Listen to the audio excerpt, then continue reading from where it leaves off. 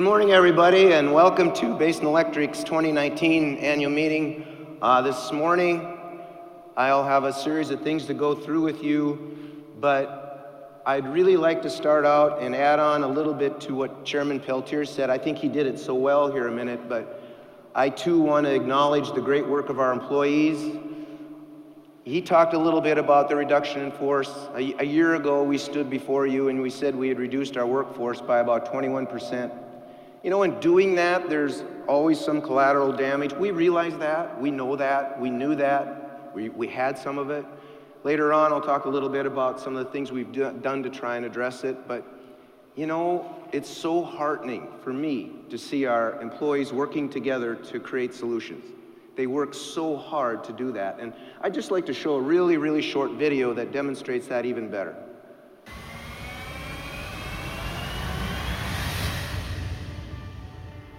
September 10th of 2018, it is a date that I'll never forget from the operations end of it. That's when the EVSP was to take place, was on the 14th. On the 10th at Emerald Valley here in operations, we have 60 operators. On that day, we had about 2.5 months to get operators trained for all the turnover we were going to see in operations.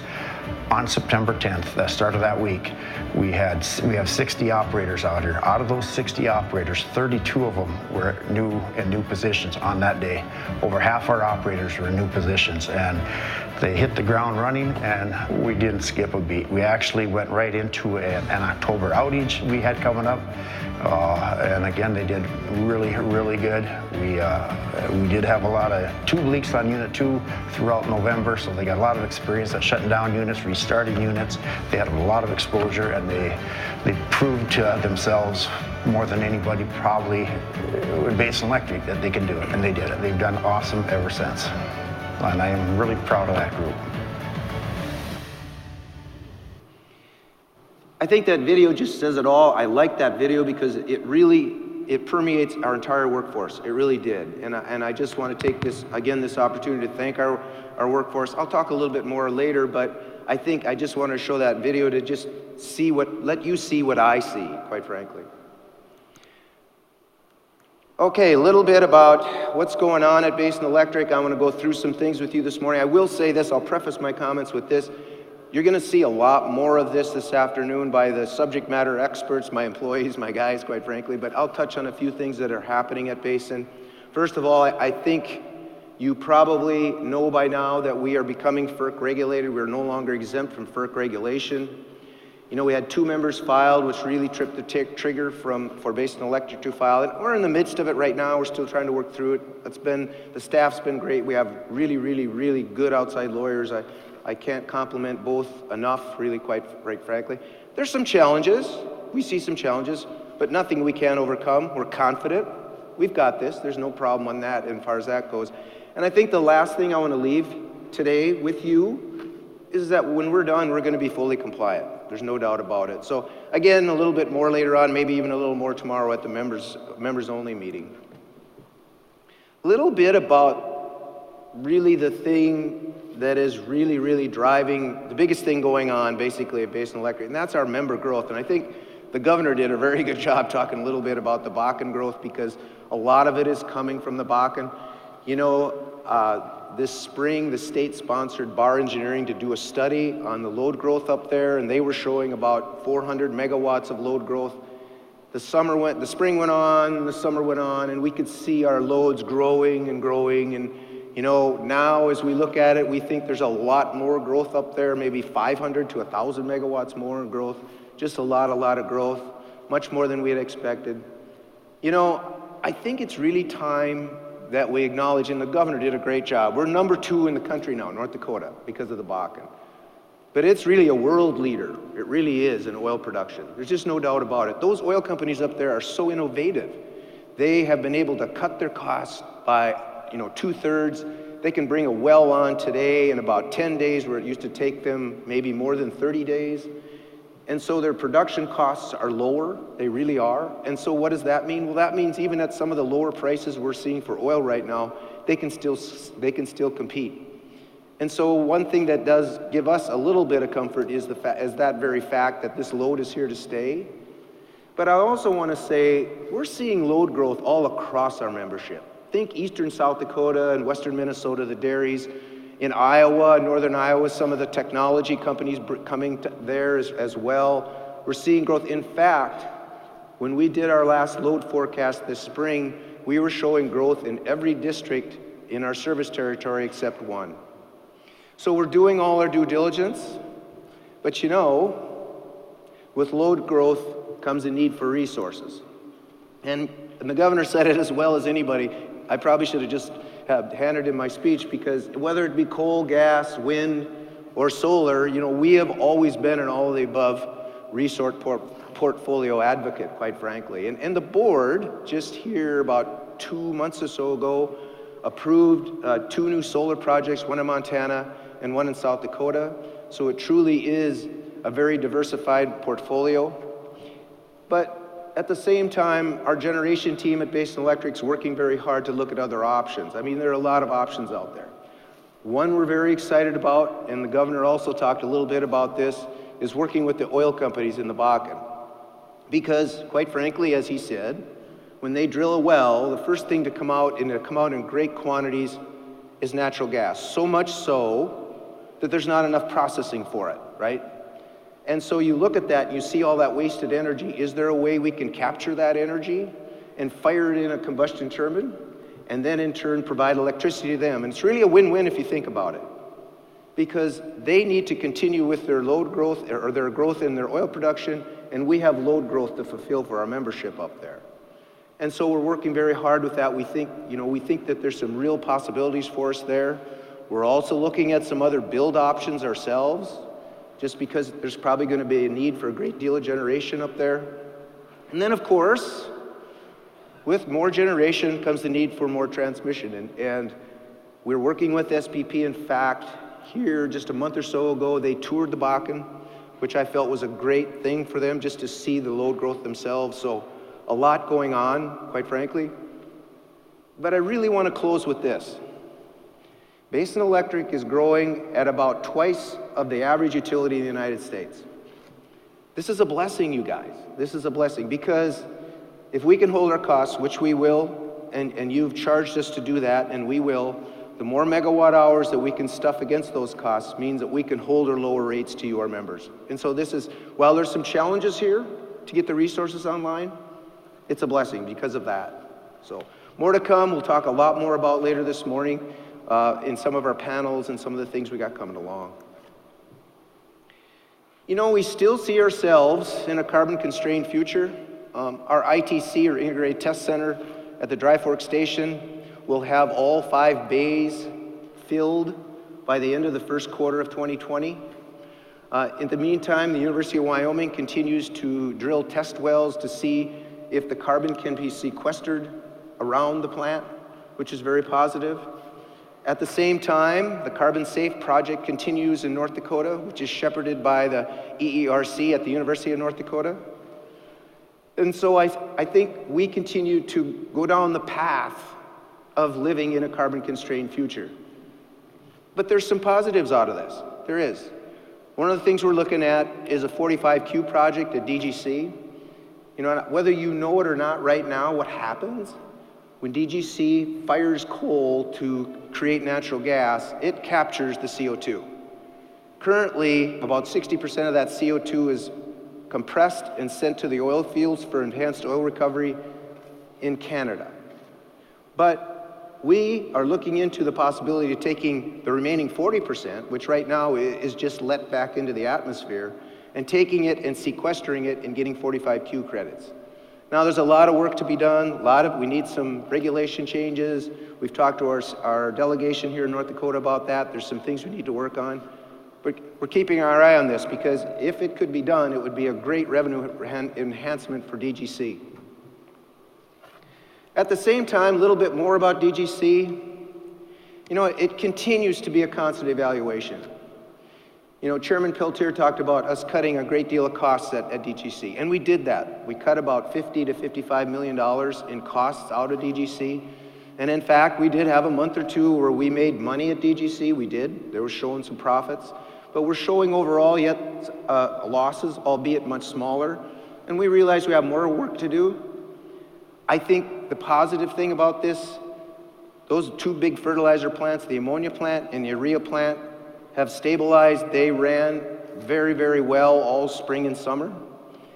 At the same time, we continue to take a look at our diesel exhaust fluid, which is a product that is produced out of the urea plant, because we see great possibilities for that. N7, our marketing arm, partnership with OCI has helped us a great deal in trying to find those markets, some of them all the way to the West Coast. We continue to work hard on that. You know, and while I said the plant still has some losses, but because of the benefits derived from the coal mine being shared by the plant and AVS and LOS, we still see the plant as being an overall benefit to the membership when it runs.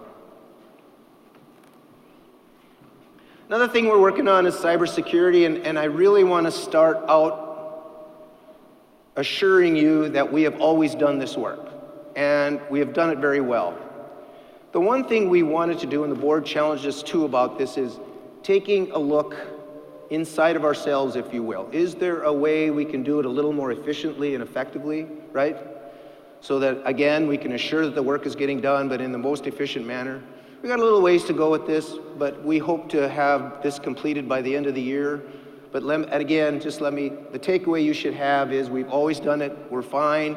It's just, can we do it a little cheaper and more efficiently, maybe by centralizing it a bit. I want to talk briefly a little bit about member rates. You know, we understand, and I had a chance last night to talk to a lot of the distribution guys, I really did. And we understand the rate pressure you're under, we do. And we want to do our part to help you with that. We get it, that's our job. That's our job. You know, a year ago we told you, I don't know when, and I don't know how much, but our next move for rates is going to be down. Well, we did that. In fact, the board approved a $30 million rate decrease to our membership here 2 months ago. And I got to tell you, as I look out into the future and I look at our forecasts in the future, I'm here to really tell you again, I think our next move will either be down for rates or bill credits to the members. And I really look at that as a benefit of our way to help, because we can get this done. We can get this done, and I think we can help more. We can help you more in sort of with some of the rate pressure you're feeling at the end of the line, because that's important to us. It really is. The other thing I'll just mention briefly is on Monday afternoon, the board approved a $31.7 million return of patronage to the members, and I'll just leave it at that. Steve Johnson's going to cover it in much greater and better detail than I ever could. So a little bit back to our employees. You know, as I said, we understood that there was some collateral damage in terms of morale. We looked at ourselves internally. We said, what can we do? What can we do? And we did do some things to help with that. Flexible work schedule. We do some jeans days, jeans month, lunch and learn, some things like that. And you know, I have to say, like I said at the outset, you know, our theme today is powering together. No one does it any better than our workforce, our employees. They don't. I was so heartened to hear about 2 weeks ago, our process assessment team, affectionately known as our PAT team, who, by the way, has done a great job. We have reaped a lot of benefits from that, and I thank them for that because they have done a great job with it. I had a chance to go to the plant with some of them, to talk to some of the plant employees about what are the things we can do at AVS and LOS to maybe lower costs and do things. And I was so heartened. They all wanted to do the right thing. They were engaged. They said, what can we do? It was met head on by all of them. And I'm here to tell you, you should be very proud of them because they work so hard. They do the right thing. They want to do the right thing. I just want to show you a video here demonstrating a little bit more of how we've been able to work together here internally with our employees.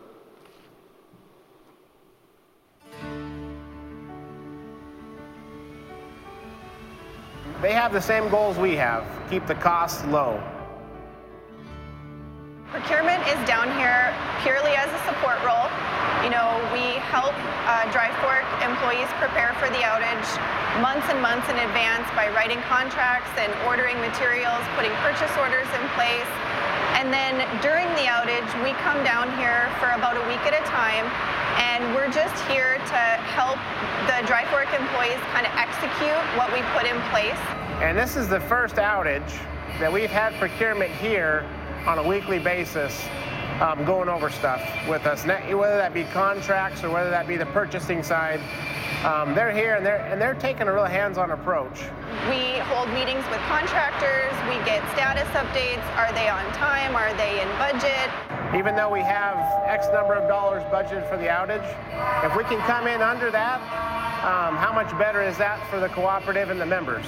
That's really what we're here to do, is just to support them and help them execute what they plan for. We are able to work well together. We're able to meet our goals together. We're able to, I think, function as a team better now that we're able to, get to know everybody, know the players. This seems like a pretty smooth outage. Transparent communication and being able to work together.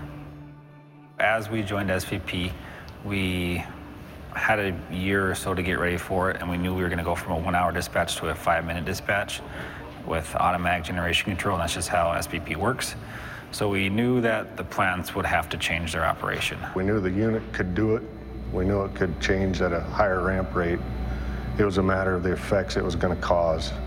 If there's a low price scenario, the unit needs to go down. If there's a high price scenario, we want the unit to go up. And the movement is called a ramp rate. We'll go from 3 megawatts a minute to 4. We know that there is going to be some wear and tear, and we know that this is pushing and there's going to be maintenance, but we also show them as best we can the money side of our portion. We try to be visible and transparent, because if they don't trust that we're doing the best for the members on our end, then they're going to be more limiting on their end to do what they can. We've got to do everything we can to provide a reliable product safely and efficiently to stay on top of the market. It makes, I think, both of our jobs easier, having that open line of communication of trust. If we can minimize some of the real redundant stuff, it'll help them a lot. When this plant was built, it seems like they alarmed everything. When something gets sideways and you're trying to figure out what caused it, that's that sound right there.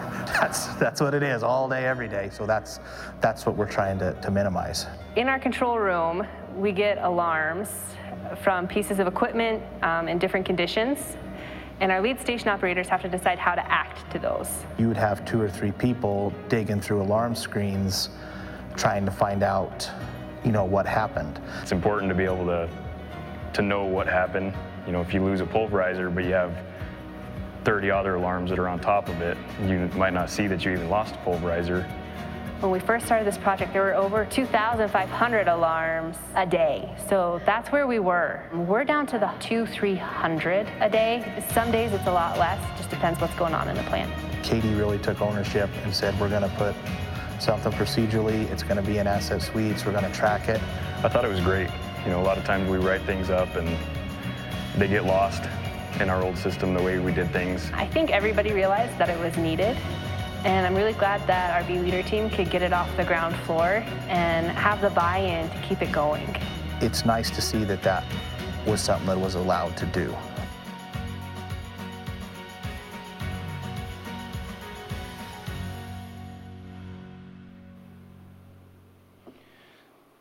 So one last time, I just want to take the opportunity on behalf of the board and myself to thank our workforce, our employees. Again, and I say this all the time, and I know sometimes I get tired of listening to me say it, but you can have all the technology in the world and all the assets in the world. It means nothing unless you have the workforce that we have. And that's really, at the end of the day, and I want to just take this opportunity to publicly thank all of you for all your work this past year.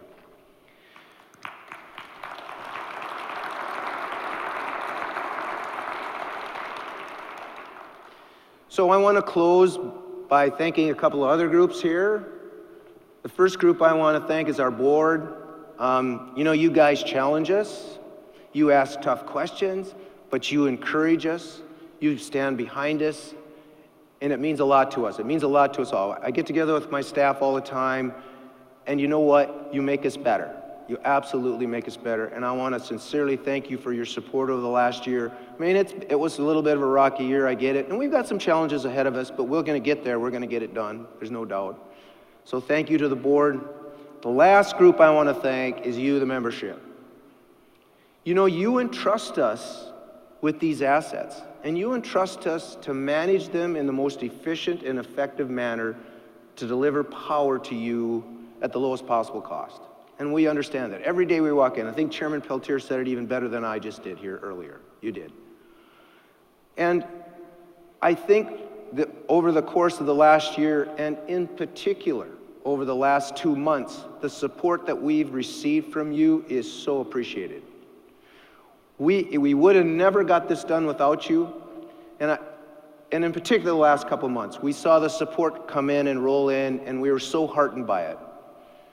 But I just want to close by again giving you thanks, and we're here for you. And let me say this, we've got a great future, guys. We got a very bright future, but a bright future together as a Basin Electric family.